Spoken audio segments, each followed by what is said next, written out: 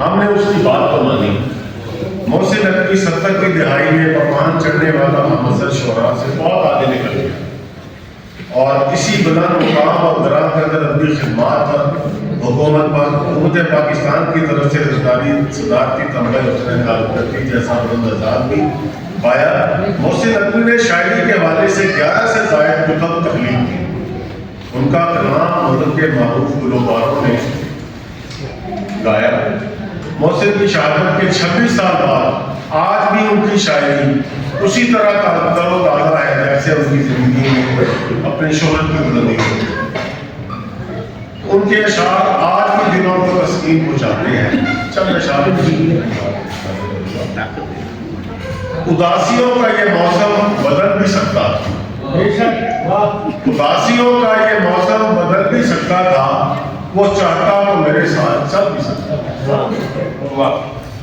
وہ شخص تو نے جسے چھوڑنے میں جلدی کی، وہ شخص تو نے چھوڑنے میں جس کو جلدی کی، تیرے مزاج کے سانچے میں ڈھل بھی سکتا۔ اور دو ہاتھ تیر دو گل بھیج دیجیے، قاتل کو دی کرنی دا پھل بھیج دیجیے۔ تلوار دو ہاتھ تیر دو گل بھیج دیجیے۔ لاہور جیسے شہر میں مشرق کی پڑھ رہا ہوں، میرے لیے یقین جانیے یہ بڑے اعزاز کی بات ہے اور محسن صاحب کے نام سے منسوب پڑھ رہا ہوں۔ تلوار دو ہاتھ تیر دو گل بھیج دیجیے، قاتل کو ادی کرنی دا پھل بھیج دیجیے۔ اور دیکھنا چاہتا ہے میرے بھان پرانے، پلکیں دی آباری دا محل بھیج دیجیے۔ اور دیکھنا چاہتا ہے میرے بھان پرانے، پلکیں دی آباری دا محل بھیج دیجیے۔ عباس بھائی نے مصرع پڑھا تھا کہ احسان دے وانگ رزق جو آسمان تو لہدے، احسان دے وانگ رزق جو آسمان تو لہدے، احسان کو ول آسمان تو بھیج دیجیے۔ ایک مصرع آخری پڑھ رہا ہوں، بولنے کو بہت کچھ ہے، ابھی تک تو میں نے شخصیت پہ بات ہی نہیں کی۔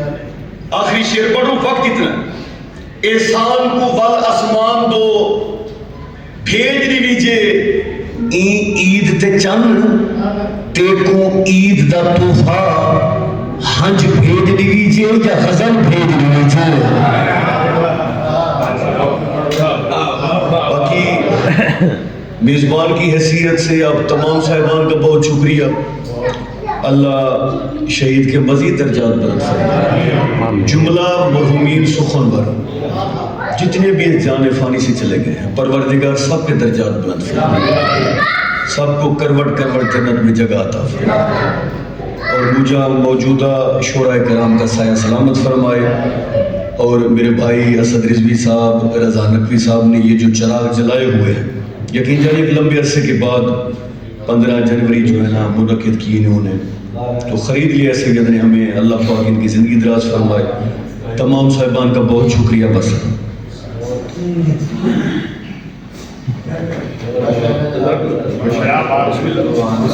یہ تھے غیور عباس نقوی آف ڈیرہ غازی خان۔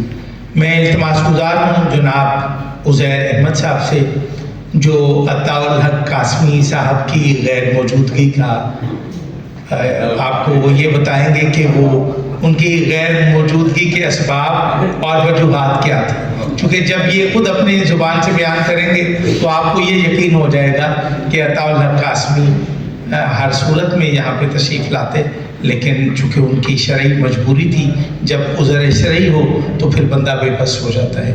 میں نوید شاہ جی کا شکر گزار ہوں کہ وہ خصوصی طور پر تشریف لائے۔ جزاک اللہ۔ جناب عزیر احمد صاحب۔